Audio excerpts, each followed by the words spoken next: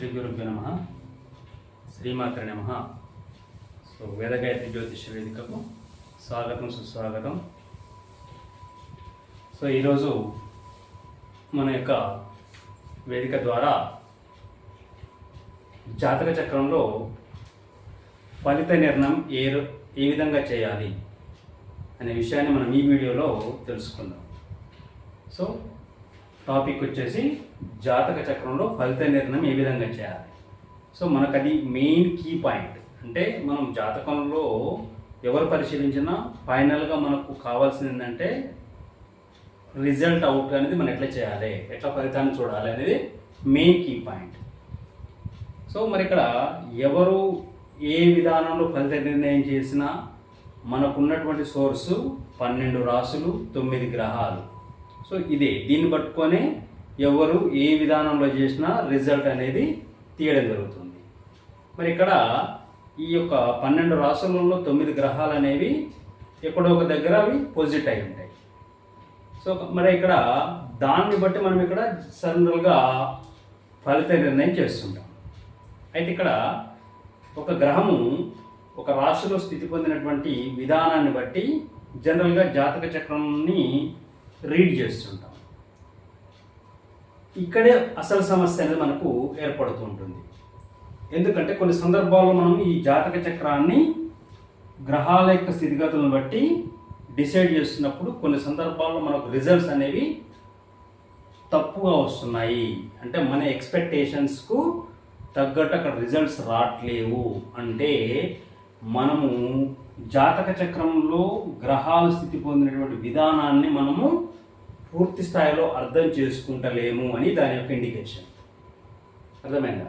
అంటే జనరల్గా మనకు పరాశర జ్యోతిష్యం కానీ, జైమిని కానీ, లేకపోతే ఇంకా నాడీ జ్యోతిష్యం కానీ, లేదా వెస్ట్రన్ ఆస్ట్రాలజీ కానీ, సో ఏదైనప్పటికీ కూడా సో మనకు గ్రహాల యొక్క పొజిషన్ బట్టి అవి ఏ ఫలితాలు ఇస్తాయనే విషయాన్ని చెప్పాయి.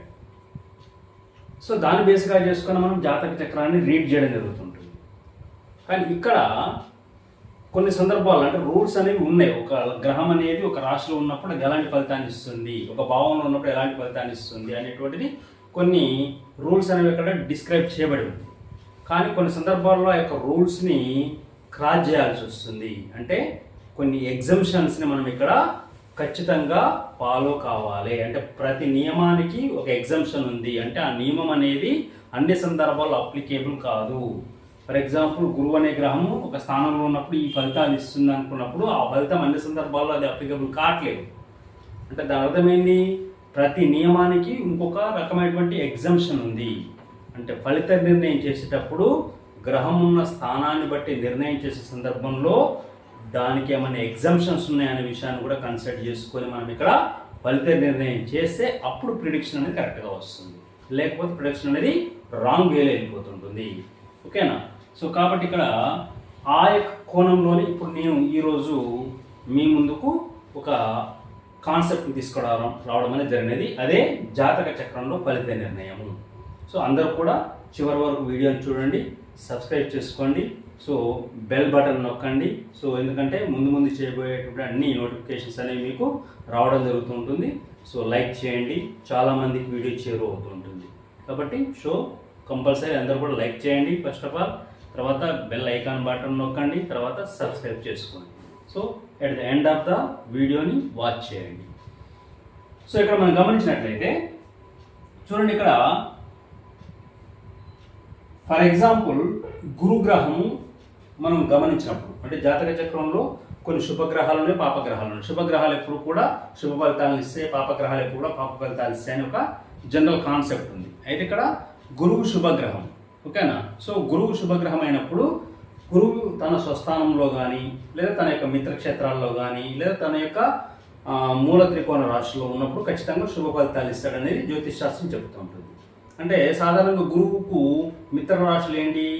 సో అంటే తన యొక్క ధనస్సు మీనం అనేది క్షేత్రాలు అయినప్పటికీ సో కొన్ని మిత్ర రాశులు ఏంటవి? సింహము, తర్వాత మేషము, వృశ్చికము, ఓకేనా, తర్వాత కర్కాటకము. ఇవి సాధారణంగా గురువుకి మంచి పొజిటెడ్ రాశులు. అంటే అక్కడ ఉన్నప్పుడు గురువు అనేది మంచి ఫలితాలను ఇస్తాడు అని మనకు జ్యోతిష్ శాస్త్రం చెప్తుంది. ఇది అన్ని సందర్భాల్లో అప్లికేబుల్ కావట్లేదు, అది నేను చెప్పేది. ఓకేనా? అంటే గురువు తన స్వస్థానంలో కాకుండా మిత్ర రాశిలో ఉన్నప్పుడు శుభ ఫలితాలు ఇస్తాడని మనకి ఏదైతే శాస్త్రం చెప్పిందో అది అన్ని సందర్భాల్లో అప్లికేబుల్ కావట్లేదు. అంటే ఫర్ ఎగ్జాంపుల్ మనకి ఇక్కడ గురువు వృశ్చిక రాశిలో ఉందనుకుందాం. వృశ్చిక రాశి కుజుంది. కుజుడు గురువుకు మిత్రుడే కదా, కాబట్టి మిత్ర రాశిలో ఉన్నప్పుడు ఖచ్చితంగా గురువు ఫలితాలు ఇస్తాడు. ఎందుకంటే తన యొక్క ఫలితాన్ని ప్లస్ తను ఉన్నటువంటి రాష్ట్రాధిపతి యొక్క ఫలితాలని పాజిటివ్ కండిషన్లో ఇస్తాడని మనం అనుకుంటాం. కానీ అలాంటి సందర్భంలో కూడా గురువు నెగిటివ్ ఫలితాన్ని ఇస్తున్నాడు. అంటే దీని వెనక ఏదో రకమైన బలమైన కారణం ఉంది. అంటే మనం చూసే విధానం అనేది పూర్తి స్థాయిలో రైట్ వేలో లేదు. అంటే కొన్ని ఎగ్జంప్షన్స్ ఉన్నాయని ఇక్కడ నేను చెప్తున్నాను. అంటే గురువు శుభస్థానంలో మిత్రస్థానాల్లో ఉన్నంత మాత్రాన ఎప్పుడు కూడా శుభ ఫలితాలను ఇస్తాడని మనము రాంగ్ ప్రిడిక్షన్ వెళ్ళకూడదు. సో అది కొన్ని సందర్భాల్లో నెగిటివ్ ఫలితాలను కూడా ఇస్తుందని మనం ఇక్కడ అబ్జర్వ్ చేసుకుని దాన్ని బట్టి మనం ఇక్కడ అనలైజ్ చేసుకుంటే మన ప్రిడిక్షన్ అనేది రైట్ వేలో వెళ్ళడానికి అవకాశం ఉంటుంది. ఓకే, అది నేను ఇక్కడ మెయిన్గా ఫోకస్ చేయదలుచుకున్న అంశం. సో ఒకసారి చూద్దాం దాన్ని అనలైజ్ ఎట్లనో. ఇక్కడ మనం గమనించినట్లయితే ఫర్ ఎగ్జాంపుల్ తులా లగ్నాన్ని మనం తీసుకుందాం ఎగ్జాంపుల్గా. ఓకేనా? సో ఇక్కడ తులా లగ్నానికి సాధారణంగా గురువు తృతీయ షష్ఠాధిపత్యం చేత పాపి. కాబట్టి సాధారణంగా మనం గమనించినట్లయితే తులా లగ్న జాతకులకు సో లైఫ్లో ఎక్కువగా నెగిటివ్ క్యారెక్టర్స్, నెగిటివ్ ఈవెంట్స్ అనేవి ఎప్పుడు జరుగుతాయంటే గురు మార్గదర్శలో జరుగుతాయి. అర్థమైందా? సో ఈవెన్ దో మరణం కూడా, అంటే కొన్ని సందర్భాల్లో గురువు సరి అయినటువంటి పొజిషన్లో బలం లేకపోయినట్లయితే సో ఆ గురు మార్గదర్శలోనే తులా లగ్నం వారికి మరణం కూడా సంభవిస్తుంటుంది. కాబట్టి తులా లగ్నం వారికి గురువు సరి అయిన పొజిషన్ లేకపోతే దారుణమైన ఫలితాలు ఇస్తాడు వాళ్ళకు. ఈవెన్ దో మరణాన్ని కూడా ఇచ్చేటటువంటి పొజిషన్ గురువుకి ఉండడం జరుగుతూ ఉంటుంది. మరి ఇక్కడ తులా లగ్నానికి గురువు తృతీయ షష్ఠాధిపత్యం చేత పాపి, అంటే ఒక రకంగా పాపగ్రహము. అంటే సహజ శుభగ్రహం అయినప్పుడు కూడా ఇక్కడ వచ్చినటువంటి స్థానాధిపత్యం బట్టి పాపగ్రహం. అయితే ఎంత పాపగ్రహం అయినప్పటికీ కూడా, ఎంత పాప స్థానాధిపత్యం పొందినప్పటికీ కూడా సో గురువు సహజ శుభగ్రహం కాబట్టి. అర్థమైందా? సో మామూలు ఇక్కడ ఉన్నటువంటి లగ్నం ప్రకారం ఇక్కడ పాప ఆధిపత్యం వచ్చింది, కానీ గురువు సహజ శుభగ్రహం కాబట్టి సో ఎంత పాపస్థానాధిపత్యం వచ్చినప్పుడు కూడా తను కొంతవరకు శుభ ఫలితాలను ఇవ్వడానికి ప్రయత్నం చేస్తుంటాడు. ఆ కోణంలో మనం గమనించినప్పుడు తులా లగ్నానికి పాపి అయినటువంటి గురువు ఇక్కడ చతుర్థ స్థానంలో ఉన్నప్పుడు, అంటే చతుర్థ స్థానం ఏమైంది? మకరం. కానీ మకరంలో మనం గమనించినప్పుడు సో 15 డిగ్రీల కన్నా ఎక్కువ స్థానంలో గురువు మిత్రుడుగా ఉంటాడు, తర్వాత నీచ పొందుతాడు. గురువుకు కర్కాటకం అనేది ఉచ్చ స్థానం, మకరం అనేది నీచ స్థానం. సో మకరం మొత్తం కాదు, సో ముందు 15 డిగ్రీలు అది మిత్రస్థానంగా ఉంటుంది. కాబట్టి ఆ యొక్క మిత్రస్థానంలో ఉన్నంత వరకు గురువు ఏం చేస్తాడంటే ఇక్కడ శుభ ఫలితాలని ఇస్తున్నాడు. మామూలుగా తులా లగ్నానికి గురువు పాపి, అర్థమైందా? తృతీయ షష్ఠాధిపత్యం చేత పాపి కాబట్టి మరి 4వ స్థానంలో ఉన్నప్పుడు ఇతను ఏం చేయాలి? ఈ యొక్క చెడు ఫలితాన్ని ఇవ్వాలి. అంటే 4వ భావ ఫలితాలను ఇవ్వకూడదు. కానీ 4వ భావ ఫలితాలను ఎట్లు ఇస్తున్నాడు? పాజిటివ్ కండిషన్లు ఇస్తున్నాడు. ఏంటి 4వ భావ ఫలితాలు? కుటుంబ సౌఖ్యము, వాహన సౌఖ్యము, భూ సంపదలు ఇవ్వడము. ఓకేనా? సో ఆఫీస్ అట్మాస్ఫియర్లో మంచి ఒక రకమైనటువంటి స్నేహబంధమైనటువంటి పరిస్థితులు అనేవి కొలీగ్స్తో ఉండడము. ఓకేనా? తల్లితో మంచి సౌఖ్యం ఉండడము, తల్లితో సంబంధాలు మంచిగా ఉండడం, ఇవన్నీ 4వ స్థానంలో ఉండి అతను ఇస్తున్నాడు. ఓకేనా?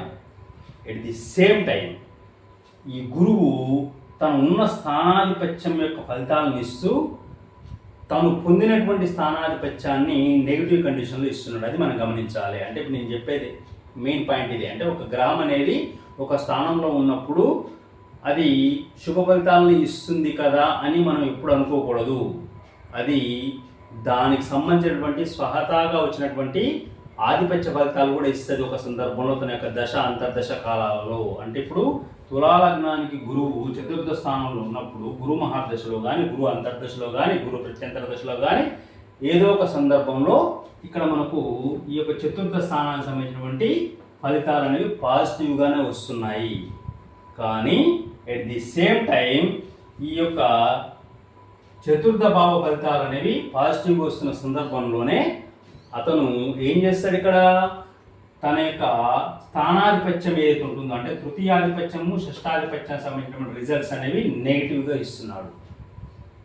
అంటే గురువు చతుర్థ స్థానంలో ఉండి చతుర్థ ఫలితాలనేమో పాజిటివ్లు ఇస్తున్నాడు, తృతీయ షష్టాధిపత్య ఫలితాలని నెగిటివ్ ఇస్తున్నాడు. అంటే దీన్ని బట్టి ఏమవుతుంది, గురువు తులా లగ్నానికి చతుర్థ స్థానంలో ఉన్నంత మాత్రాన అన్ని సందర్భాల్లో శుభ ఫలితాలను ఇవ్వడు. ఓకేనా? చతుర్థ భావ ఫలితాలని పాజిటివ్గా ఇస్తూ తృతీయ షష్టాధిపత్య ఫలితాలని డ్యామేజ్ చేస్తూ ఉంటాడు. అది గమనించాలి. ఆ రకంగా మనం ప్రిడిక్షన్ చెప్పాలి.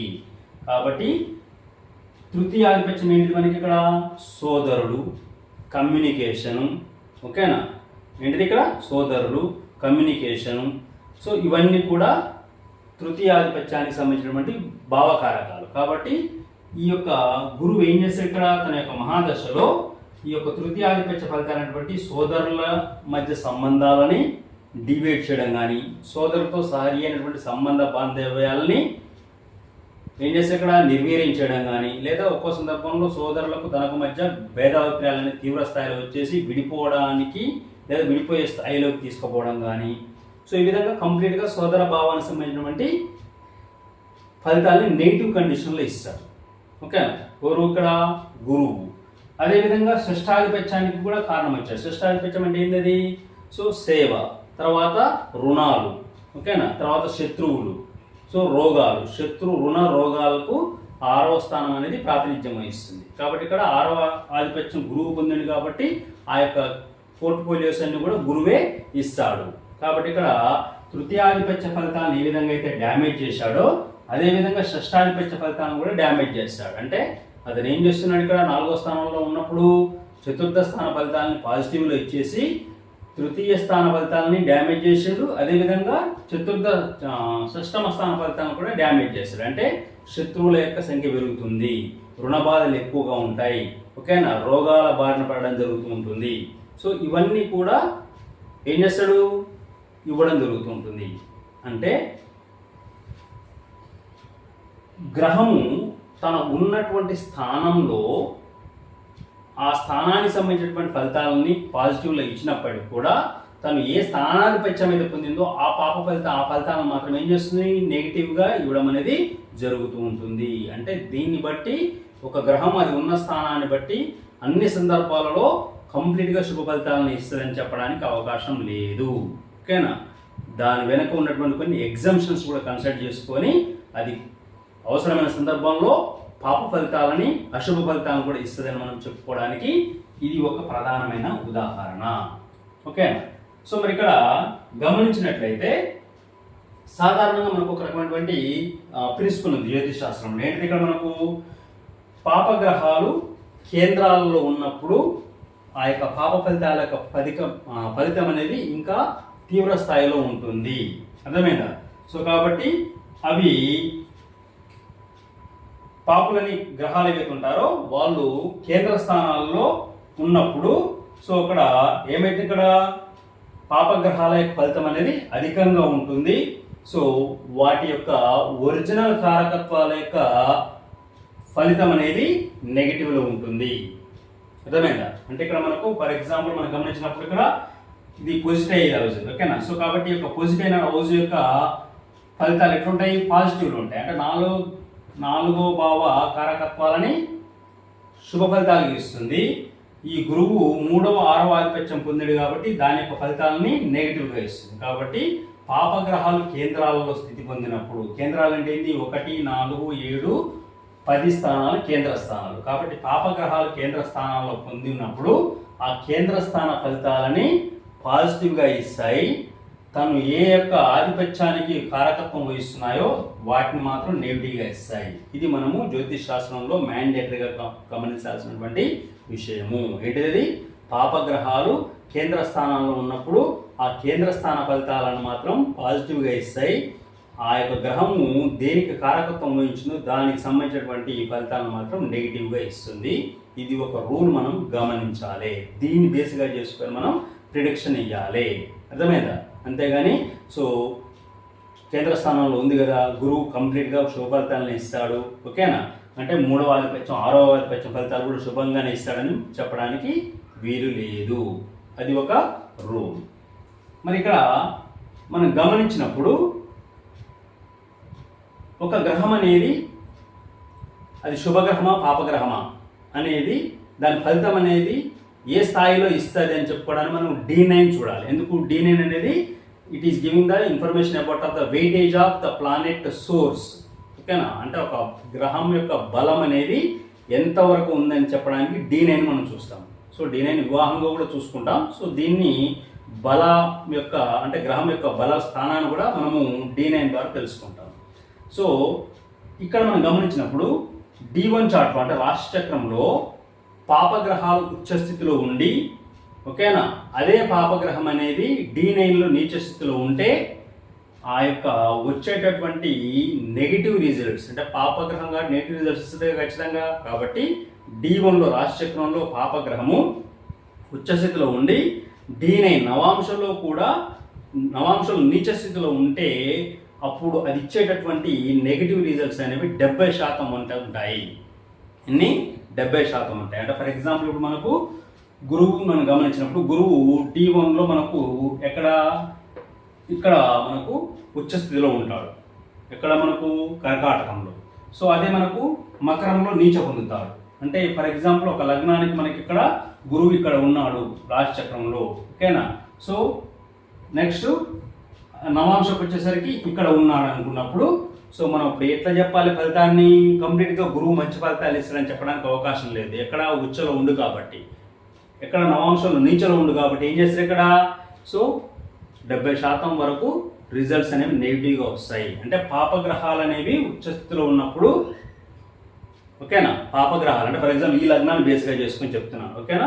సో కాబట్టి ఈ లగ్నానికి గురువు పాపగ్రహం కాబట్టి సో అతను ఇక్కడ ఉంటే, ఓకేనా, రాశి చక్రంలో నవాంశాలు ఇక్కడ ఉంటే ఈ గురువు ఇచ్చే పాప ఫలితాలు అనేవి 70% వరకు ఉంటాయి. అంటే కంప్లీట్గా 100% ఇయ్యడు, 70% వరకు పాప ఫలితాలు ఇస్తాడు. అలా కాకుండా D1లో రాశి చక్రంలో శుభులైనటువంటి గ్రహాలు, ఓకేనా, D9లో నవాంశలో కూడా ఉచ్చస్థితిలో ఉంటే, అంటే రాశి చక్రంలో నవాంశలో రెండింటిలో కూడా ఉచ్చస్థితిలో ఉంటే ఆ యొక్క గ్రహం ఇచ్చేటటువంటి శుభ ఫలితాలు అనేవి చాలా అధికంగా ఉంటాయి. అంటే ఫర్ ఎగ్జాంపుల్ ఇప్పుడు మనము ఎలా చెప్పవచ్చు? ఫర్ ఎగ్జాంపుల్ కుంభలగ్నాన్ని తీసుకుందాం. కుంభలగ్నానికి చతుర్థ భాగ్యాధిపతి ఎవరు? ఇక్కడ శుక్రుడు శుభగ్రహం, ఓకేనా. సో అలాంటి శుభగ్రహమైనటువంటి శుక్రుడు రాశి చక్రంలో ఎక్కడ మీనరాశిలో ఉందనుకుందాం, ఓకేనా. శుభ ఫలితాలు ఇస్తాడు కదా. ఎందుకు? శుక్రునికి మీనరాశి ఉచ్చం, ఓకేనా. సో అదే కుంభలగ్నం వారికి నవాంశంలో కూడా శుక్రుడు ఇక్కడే ఉందనుకుందాం, అంటే మీనరాశిలో ఉందనుకుందాం. అంటే అప్పుడు రాశి చక్రంలో శుక్రుడు ఉచ్చస్థితిలో ఉన్నాడు, నవాంశ చక్రంలో కూడా శుక్రుడు మీనరాశిలో ఉండి ఉచ్చలో ఉన్నాడు. కాబట్టి సో ఇచ్చేటువంటి ఫలితాలను ఎట్లుంటాయి? కంప్లీట్గా 100% శుభ ఫలితాలు వస్తాయి. ఎవరికి? కుంభలగ్నం వాళ్ళే. అంటే రాశి చక్రంలో ఒక శుభగ్రహం అనేది ఉచ్చస్థితిలో ఉండి నవాంశలో కూడా ఉచ్చలో ఉంటే సో దాని యొక్క ఫలితాన్ని అల్టిమేట్గా కంప్లీట్గా ఇవ్వడం అనేది జరుగుతూ ఉంటుంది, ఓకేనా. అలా కాకుండా రాశి చక్రంలో పాపగ్రహాలని ఉచ్చలో ఉండి నవాంశలో, ఓకేనా, కూడా ఉచ్చలో ఉన్నట్లయితే పాపగ్రహాలు రాశి చక్రంలో ఉచ్చస్థితిలో ఉండి నవాంశలో కూడా ఉచ్చస్థితిలో ఉంటే అప్పుడు ఆ పాపగ్రహం ఇచ్చే ఫలితాలు అనేవి 100% ఉంటాయి. ఇంతకుముందుకు ఏం చెప్పాను నేను? రాశి చక్రంలో పాపలు ఉచ్చస్థితిలో ఉండి నవాంశంలో నీచ స్థితిలో ఉంటే అవి ఇచ్చే పాప ఫలితాలు అనేవి 70% మాత్రమే ఇస్తాయి. ఎట్లా? రాశి చక్రంలో ఉచ్చలో ఉండి నవాంశంలో నీచలో ఉంటే. అలా కాకుండా రాశి చక్రంలో ఉచ్చ స్థితిలో ఉండి నవాంశంలో కూడా ఉచ్చ స్థితిలో పాపగ్రహాలు ఉన్నట్లయితే అవి కంప్లీట్గా పాప ఫలితాలని ఇస్తాయి. అర్థమైనా? అంటే ఫర్ ఎగ్జాంపుల్ ఇప్పుడు కుంభలగ్నానికి మనం గమనించినప్పుడు ఇక్కడ కుజుడు తృతీయ దశమాధిపత్యం చేత పాపి, ఓకేనా. అంటే ఫర్ ఎగ్జాంపుల్ అలాగా ఇదే తులాలగ్నం తీసుకుంది. ఇదే తులాలగ్నానికి తృతీయ షష్టాధిపత్యం చేత గురువు పాపి, ఓకేనా. మరి ఈ యొక్క పాపగ్రహం అనేది ఇక్కడ ఉచ్చలో ఉందనుకుందాం. ఫర్ ఎగ్జాంపుల్ తులాలగ్నానికి తృతీయ షష్టాధిపత్యం అయినటువంటి గురువు కర్కాటకంలో ఉచ్చలో ఉన్నాడు. అంటే పాపత్వ గ్రహం అనేది ఉచ్చలో ఉంది కాబట్టి ఎక్కువ ఫలితాలు ఇస్తుంది. అంటే ఉచ్చ అంటే బలం బాగా ఉంటుంది కాబట్టి పాప ఫలితాలు ఇవ్వడానికి చాలా సంపూర్ణ బలం దానికి ఉంటుంది, ఓకేనా. అదే తులాలగ్నం వారికి మళ్ళా నవాంశలో కూడా గురువు ఇక్కడే ఉండి అనుకుందాం. అర్థమైందా? అంటే రాశిచక్రంలో ఇక్కడే ఉన్నాడు, తర్వాత నెక్స్ట్ నవాంశలో కూడా ఉచ్చలో ఉన్నాడు.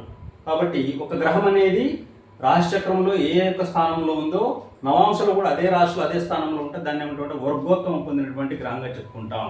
వర్గోత్తమం పొందిన గ్రహం అనేది ఎప్పుడు కూడా దాని యొక్క ఫలితాలను అనేవి ఎక్స్ట్రీమ్గా ఇస్తుంది. అది శుభగ్రహం అయితే శుభగ్రహాలను ఎక్స్ట్రీమ్గా ఇస్తుంది, పాపగ్రహం అయితే పాప ఫలితాలను ఎక్స్ట్రీమ్గా ఇస్తుంది. కాబట్టి రాశిచక్రంలో ఉన్నటువంటి పాపగ్రహాలు ఉచ్చస్థితిలో ఉండి అవి నవాంశలో కూడా ఉచ్చలో పొందినట్లయితే వాటికి ఇచ్చేటువంటి పాప ఫలితాలను 100% ఇస్తాయి. అలా కాకుండా పాపగ్రహం అనేది రాశిచక్రంలో ఉచ్చస్థితిలో ఉండి నవాంశంలో నీచ పొంది ఉంటే అది ఇచ్చేటువంటి పాప ఫలితాలను 70% మాత్రమే ఇస్తాయి. సో 30% అనేది వాటి ప్రభావం ఉండదు అని చెప్పుకోవచ్చు. ఓకేనా? సో ఈ విధంగా మనము జాతక చక్రాన్ని ప్రిడిక్షన్ చేయాలి. అంటే ఫల నిర్ణయం చేసేటప్పుడు గ్రహాన్ని బేస్గా చేసుకొని ఫలిత నిర్ణయం చేసేటప్పుడు ఈ గ్రహం ద్వారా ఈ జాతకుడికి ఎలాంటి ప్రభావం ఉంటుందని చెప్పేటప్పుడు సో ఈ రకంగా మనం ఇక్కడ అనలైజ్ చేసుకోవాలి. అంతేగాని అది ఉన్న స్థానాన్ని పట్టుకొని సో కంప్లీట్గా గుడ్ రిజల్ట్స్ ఇస్తుంది, కంప్లీట్గా బ్యాడ్ రిజల్ట్స్ ఇస్తుంది అని చెప్పడానికి అవకాశం లేదు. సో ఫర్ ఎగ్జాంపుల్ మనం ఇక్కడ కన్యా లగ్నాన్ని తీసుకుందాం. కన్యా లగ్నానికి మనకు కుజుడు కంప్లీట్గా పాపగ్రహం. ఎట్లా? తృతీయ అష్టమాధిపత్యం చేత. ఇలాంటి కన్యా లగ్నానికి తృతీయ అష్టమాధిపత్యం పొందినటువంటి కుజుడు మనకు రాశి చక్రంలో మకరంలో ఉంటాడు. అంటే ఫర్ ఎగ్జాంపుల్ మకరం అనేది కుజునికి ఉచ్చస్థానం, ఓకేనా? కర్కాటకం నీచస్థానం, ఓకేనా? సో కాబట్టి కన్యా లగ్నం వారికి పాపాధిపత్యం వహించినటువంటి ఈ యొక్క కుజుడు మకరంలో ఉండి D9లో కూడా మకరంలో ఉండు అనుకున్నట్లయితే ఇంకా అతను ఇచ్చేటటువంటి పాప ఫలితాలను మనం ఎక్స్పెక్ట్ చేయలేము. అంటే అంత ఘోరమైనటువంటి అంత దారుణమైనటువంటి పాప ఫలితాలు ఇస్తాం. అర్థమైనా? ఇప్పుడు కన్యా లగ్నం వారికి కుజుడు తృతీయ అష్టమాధిపత్యం వహించినటువంటి కుజుడు రాశిచక్రంలో మకరంలోనే ఉచ్చ పొంది నవాశచక్రంలో కూడా మళ్ళా ఇక్కడే ఉన్నట్లయితే అంటే మకరంలో ఉన్నట్లయితే ఇంకా అతనిచ్చే ఫలితాలని మనం ఊహించడం అనేది సాధ్యపడదు. అంత తీవ్రమైన స్థాయిలో అతను తన యొక్క పాప ఫలితాలని ఇస్తాడు. ఆ జాతకుడు తట్టుకోలేని భరించలేనటువంటి స్థితిలో ఆ యొక్క దశలో అతను ఆ ప్రభావాలను పొందుతాడు. అదేవిధంగా కుంభలగ్నం విషయాన్ని మనం గమనించినప్పుడు ఇక్కడ కొంచెం డిఫరెంట్గా ఉంటుంది. చూడండి, ఇక్కడ కుంభలగ్నం విషయానికి వచ్చినప్పుడు ఇక్కడ కుంభలగ్నానికి తృతీయ దశమాధిపత్యం వహించినటువంటి కుజుడు ఫర్ ఎగ్జాంపుల్ సప్తమ స్థానంలో అంటే సింహరాశిలో ఉండు అనుకుందాం, ఓకేనా? సో ఇప్పుడు మనం దీన్ని ఎట్లా చూడాలి? సో నేను ఫస్ట్ చెప్పిన ప్రిన్సిపల్స్కి దీనికి అప్లై చేసుకోవాలి. అంటే ఏం చెప్పాను నేను? పాపగ్రహాలు కేంద్ర స్థానాల్లో ఉన్నప్పుడు అవి ఆ ఉన్నటువంటి స్థానం యొక్క ఫలితాలను శుభంగా ఇస్తాయి. అవి స్థానత్వం పొందినటువంటి ఒరిజినల్ ప్లేస్ ఆఫ్ క్యారెక్టర్ సంబంధించినటువంటి కారకత్వాలని నెగిటివ్గా ఇస్తాను అని చెప్పొచ్చు అని ఇంతకుముందు చెప్పాను నేను ఇక్కడ స్టార్టింగ్లో. ఇప్పుడు మనం కుంభలగ్నాన్ని మనం గమనించినప్పుడు కుంభలగ్నానికి కుజుడు తృతీయ దశమాధిపత్యం చేత పాపి అని మనం కన్సిడర్ చేయొచ్చు, ఓకేనా? అలాంటి కుజుడు సప్తమంలో అంటే సింహరాశిలో ఉన్నప్పుడు ఏం జరుగుతుంది మనకు? ఎట్లా చెప్పాలి రిజల్ట్ అన్నప్పుడు ఈ యొక్క 7th హౌస్లో ఉన్నప్పుడు రిజల్ట్స్ అనేవి పాజిటివ్గా ఇస్తాడు. ఏ రిజల్ట్స్ పాజిటివ్గా ఇస్తాడు? 7వ భావానికి సంబంధించినటువంటి కారకత్వ లక్షణాలని పాజిటివ్గా ఇస్తాడు. 7వ భావం ఏం చెప్తుంది? వివాహాన్ని చెప్తుంది, భార్యని చెప్తుంది, సమాజంలో జాతకుని యొక్క పొజిషన్ చెప్తుంటుంది, వ్యాపార భాగస్వామ్యం గురించి చెప్తుంటుంది, ఓకేనా? సో 2వ సంతానం గురించి చెప్తూ ఉంటుంది. ఏంది? 7వ హౌస్ అనేది. కాబట్టి ఈ యొక్క కుంభలగ్నం వారికి తృతీయ దశమాధిపత్యం వహించినటువంటి కుజుడు సప్తమ స్థానంలో ఉన్నప్పుడు సో ఇక్కడ ఏం ఫుల్ఫిల్మెంట్ అవుతాయి? జాతకునికి పాజిటివ్ రిజల్ట్స్ ఏమొస్తాయి? సో స్పౌజు, ఓకేనా? వివాహం అవుతుంది, అనుకూలమైన భార్య దొరుకుతుంటుంది, ఓకేనా? తర్వాత అదేవిధంగా అతనికి కుజుడు భూకారకుడు కాబట్టి సో సర్టైన్ ఏజ్లో భూ కొనుగోలు యోగ్యతలు అంటే భూములు ఆస్తులను సంపాదించేటువంటి యోగ్యత కూడా ఉంటుంది అతనికి. సమాజంలో ఒక ఉన్నతమైనటువంటి గౌరవం ఉంటుంది. కుజుడు దేనికి కారకుడు? ఇక్కడ ప్రెస్టేజ్ అంటే సెల్ఫ్ రెస్పెక్ట్ కారకుడు. కాబట్టి సో ఈ యొక్క జాతకునికి ఏముంటుంది? సెల్ఫ్ రెస్పెక్ట్ అనేది ఎక్కువగా ఉంటుంది, ఆత్మగౌరవం అనేది ఎక్కువగా ఉంటుంది, ఓకేనా? వ్యక్తిత్వం యొక్క కన్స్ట్రక్షన్ ఎక్కువగా ఉంటుంది. తద్వారా సమాజంలో ఎప్పుడు కూడా గౌరవంగా ఉండాలని ప్రయత్నం చేస్తాడు. అలాంటి గౌరవం కూడా సమాజం నుంచి అతను పొందుతూ ఉంటాడు, ఓకేనా? అంటే ఈ యొక్క తృతీయాధిపత్యం చేత పాపకత్వం ఇచ్చినటువంటి గ్రహము సప్తమ స్థానం ఉన్నప్పుడు ఈ సప్తమ స్థానానికి సంబంధించినటువంటి అన్ని రిజల్ట్స్ని పాజిటివ్గా ఇచ్చింది. కానీ ఎట్ ది సేమ్ టైం ఏం చేస్తుంది, ఈ తృతీయ ఆధిపత్య ఫలితాన్ని డ్యామేజ్ చేస్తుంది. అంటే సప్తమ స్థాన ఫలితాలని పాజిటివ్గా ఇస్తూ జాతానికి తృతీయాధిపత్య ఫలితాలు అంటే సోదరులను దెబ్బతీస్తుంది. అంటే సోదరుల మధ్య సంబంధాలు లేకపోవడం కానీ, సోదరులతో సఖ్యత లేకపోవడం కానీ, సోదరులతో రిలేషన్షిప్స్ని కట్ చేయడం అనేది జరుగుతుంటుంది. ఓకేనా. సో అదేవిధంగా కమ్యూనికేషన్ పరంగా కొంత ఇబ్బంది పడిస్తుంది. అంటే పూర్తి స్థాయిలో మింగ్లింగ్ కాలేడు. ఓకేనా. ఇండివిజువాలిటీ మెయింటైన్ చేస్తాడు. ఓకేనా. సో స్కిల్స్ ఏవైతే ఉంటాయో స్కిల్స్ అనేవి కూడా తొందరగా జీవితంలో డెవలప్ కావు. అంటే జీవితం యొక్క మధ్య వయసులో తనకు కావాల్సిన స్కిల్స్ అనేవి అడాప్ట్ చేసుకుంటాడు. అంటే ప్రాథమిక స్థాయి నుంచి కూడా స్కిల్స్ అనేవి అడాప్ట్ కావు వ్యక్తికి. అంటే ఇక్కడ ఏమవుతుంది, తన యొక్క సొంత క్యారెక్టర్స్ అంటే తన స్థానాధిపత్యం పొందినటువంటి ఫలితాన్ని ఏం చేస్తున్నా ఇక్కడ నెగిటివ్గా ఇస్తున్నాడు. ఓకేనా. అదేవిధంగా దశమాధిపత్య ఫలితాలు కూడా నెగిటివ్గా ఇస్తారు. అంటే అనుకున్న సందర్భంలో, అనుకున్నటువంటి స్థితిలో, అనుకున్న వయసులో వృత్తిలో ఒక రకమైనటువంటి స్థిరత్వాన్ని ఇవ్వడు. ఓకేనా. వృత్తిలో ఒక రకమైనటువంటి ప్రోగ్రెసివ్నెస్ ఇవ్వడు. వృత్తిలో ఒక రకమైనటువంటి డెవలప్మెంట్ ఇవ్వడు. అర్థమైందా. అంటే ఈ విధంగా అటు తృతీయాధిపత్యాన్ని ఇటు దశమాధిపత్యాన్ని రెండింటి కూడా ఏం చేస్తున్నాడు జాతకుడు, సో తక్కువ స్థాయిలో పొందడం జరుగుతుంటుంది. అంటే ఇక్కడ కుజగ్రహము సప్తమ స్థానంలో ఉండి సప్తమ స్థానాధిపత్య ఫలితాలనేమో పాజిటివ్గా ఇస్తుంది, అది ఆధిపత్యం వహించినటువంటి స్థానాల యొక్క ఫలితాలని నెగిటివ్గా ఇస్తుంటుంది. అంటే కుజుడు ఇక్కడ ఉన్నంత మాత్రాన కుజుడు పూర్తి స్థాయిలో కుంభలగ్నం వాళ్లకు సపోర్ట్ చేస్తాడని చెప్పడానికి వీలు లేదు. ఓకేనా. సప్తమ స్థానానికి సంబంధించినటువంటి అంశాల వరకు అతను సపోర్ట్ చేస్తాడు. ఓకేనా. వివాహం కావచ్చు, వ్యాపారం కావచ్చు, సంఘంలో పేరు ప్రఖ్యాతులు కావచ్చు, ఓకేనా, వ్యక్తిత్వ బిల్డప్ కావచ్చు. సో ఇవన్నీ కూడా సంతానం, రెండవ సంతానం కావచ్చు, ఇవన్నీ కూడా ఓకే మంచి స్థాయిలోనే ఇస్తాడు. కానీ సోదరులని, ఓకేనా, కమ్యూనికేషన్ స్కిల్స్ని, తర్వాత సోదరుల మధ్య ఉన్నటువంటి రిలేషన్షిప్ని దెబ్బతీస్తాడు. సో వృత్తికి సంబంధించినటువంటి కారకత్వాన్ని అనుకున్నటువంటి సందర్భంలో అనుకున్న టైంకు అందించాడు. ఈ రెండు భావ ఫలితాలను ఏం చేస్తాడు, అతను చెడగొడతాడు. సో ఈ విధంగా మనం ఇక్కడ ఫల నిర్ణయం చేయాల్సి ఉంటుంది. అంటే this is the key point of to predict the horoscope. అంటే జాతక చక్రాన్ని మనము ఫల నిర్ణయం చేయడమే ప్రధానమైనది. ఒక గ్రహము ఉన్నటువంటి స్థానాన్ని బేస్గా చేసుకొని అది ఏమనుకుంటుంది, ఈ గ్రహం అనేది ఎలాంటి ఫలితాలు ఇవ్వాలనుకుంటుంది అనేది మనం రీడ్ చేయాలి. దాన్ని ఆ రీడ్ చేయాలంటే మనము జ్యోతిష్ శాస్త్ర నియమాలతో పాటు మనం మన యొక్క ఇంట్రాస్పెక్షన్ని, మన యొక్క అంతఃకరణ పరిశీలనను కూడా దానికి యాడ్ చేయాలి. అంటే జ్యోతిష్ శాస్త్రం ఇచ్చిన నియమాలతో పాటు ఎగ్జామ్షన్స్ కూడా కన్సిడర్ చేయాలని చెప్తున్నాను నేను. ఓకే. ఎగ్జామ్షన్ వదిలిపెట్టి నువ్వు ఓన్లీ రూల్స్ని పట్టుకొని ప్రిడిక్షన్ చేస్తే అది నీకు 60% మాత్రమే రిజల్ట్ ఇస్తుంది. ఓకేనా. అక్కడ 60% మాత్రమే నీకు ట్యాలీ అవుతుంది. ఈ ప్రిడిక్షన్ అనేది 100% ట్యాలీ కాదు. కాబట్టి ఎగ్జామ్షన్స్ను కూడా మనం ఇక్కడ కన్సిడర్ చేసుకొని చెప్పాలి. ఈ రూల్ అనేది అన్ని గ్రహాలకు, అన్ని భావాలకు వర్తిస్తుంటుంది. ఓకేనా. నేను ఇప్పుడు ఇక్కడ గురువుని తీసుకొని, ఓకేనా, లేకపోతే కుంభలగ్నాన్ని కుజుని తీసుకొని, కన్యా లగ్నాన్ని కుజుని తీసుకొని, తులా లగ్నాన్ని గురువు తీసుకొని చెప్పాను నేను.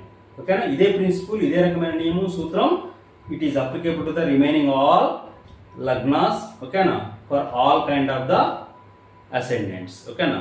సో ఈ విధంగా గ్రహం యొక్క స్థితిని బట్టి మనము గుడ్డిగా ప్రిడిక్షన్ చేయకూడదు అనేది నా యొక్క వీడియో ప్రధానమైన ఉద్దేశం. కాబట్టి దీన్ని అర్థం చేసుకోవడానికి ప్రయత్నం చేయండి. ఓకేనా. ఎవరైతే జ్యోతిష్ శాస్త్రం పట్ల కొంత అవగాహన ఉన్నదో, జ్యోతిష్ శాస్త్రాన్ని కొంతవరకు అవగాహన చేసుకునేటువంటి స్వభావం, కొంతవరకు అర్థం చేసుకునే స్వభావం ఎవరికైతే ఉన్నదో, సో వాళ్ళు మీ యొక్క శాస్త్ర పరిజ్ఞానాన్ని డెవలప్ చేసుకున్న సందర్భంలో ఇలాంటి మిస్టేక్స్ని చేయకండి. ఓకేనా. అంటే గ్రహం ఉన్నటువంటి స్థానాన్ని ఒక్కదాన్ని బేస్గా చేసుకొని మీ ప్రిడిక్షన్కి వెళ్ళకండి. ఓకేనా. దానికి కొన్ని ఎగ్జామ్షన్స్ ఉన్నాయి, వాటిని కూడా పరిగణలోకి తీసుకొని so should be try to give the prediction. So ఇది ఈ యొక్క వీడియో యొక్క ప్రధాన ఉద్దేశం అండి. సో కాబట్టి ఈ యొక్క విధానంలో మనము జాతక చక్రాన్ని మనం చూసినట్లయితే సో మన యొక్క ప్రిడిక్షన్ 80% తప్పుకోవడానికి అవకాశం అనేది ఉండదు. మ్యాక్సిమం మోర్ దెన్ 80% మన ప్రిడిక్షన్ అనేది మనకు పాజిటివ్ కండిషన్లో మాత్రమే రావడానికి అవకాశం ఉంటుంది. సో అలా కాకుండా వెళ్తే మనకు 20-30% మాత్రమే సిమిలారిటీ వస్తుంది. మిగతా రిమైనింగ్ 70% రాంగ్ ప్రిడిక్షన్ రావడానికి అవకాశం ఉంటుంది. కాబట్టి ఈ విషయాన్ని ప్రధానంగా మనం గమనించుకొని ఫల నిర్ణయం అనేది చేయాలి. ఎందుకంటే ఫైనల్గా జాతక చక్రంలో మనం ఏ విధానం పాటించినా, ఓకే, నువ్వు పరాశర పద్ధతి పాటిస్తావా, జైమిని పద్ధతి పాటిస్తావా, నాడీ జ్యోతిష్యం పాటిస్తావా, లేకపోతే వెస్టర్న్ అస్ట్రాలజీని పాటిస్తావా, it is the matter of nut. ఓకేనా, అది మ్యాటర్ కాదు. ఫైనల్గా కావాల్సింది ఏంది? సో వ్యక్తి అడిగిన ప్రశ్నకు నువ్వు కరెక్ట్గా ప్రిడిక్షన్ లేదా, అది ఫైనల్ కంక్లూజన్. కాబట్టి మరి ఆ ఫైనల్ కంక్లూజన్ చేయడానికి నువ్వు ఏ పద్ధతి వాడినా సో ఈ యొక్క కాన్సెప్ట్స్ని మరవకూడదు. అప్పుడు మన ఫలిత నిర్ణయం అనేది పర్ఫెక్ట్గా వస్తుంది. సో కాబట్టి నేను చెప్పిన అంశం అనేది అందరికి కూడా అర్థమైంది అనుకుంటాను. సో నేను చెప్పినటువంటి వీడియోలో ప్రధానమైనటువంటి ఫోకస్ పాయింట్ ఏంటిది, కీ పాయింట్ ఏంటో అర్థమైంది అనుకుంటాను. సో కాబట్టి అర్థం కాకపోతే మళ్ళీ ఒకసారి వీడియోని చూడండి. సో అర్థం చేసుకొని ప్రయత్నించండి. సో అందరికి అర్థమైంది అనుకుంటున్నాను. కాబట్టి మీకు అందరికీ వీడియో నా యొక్క కాన్సెప్ట్ లేదా నా యొక్క అనలైజింగ్ విధానం మీకు నచ్చినట్లయితే సో యాజ్ ఎ రెస్పాన్సిబుల్గా లైక్ చేయండి, సబ్స్క్రైబ్ చేసుకోండి, మీ యొక్క బంధుమిత్రుల గ్రూపులలో షేర్ చేయండి. కానీ లైక్ చేస్తే వీడియో చాలామందికి చేరువవుతుంటుంది. సబ్స్క్రైబ్ చేస్తే మీ యొక్క సపోర్ట్ అనేది నన్ను ఇంకా ఎంకరేజ్ చేస్తుంటుంది. అందరికి కూడా ధన్యవాదాలండి. Thank you one and all.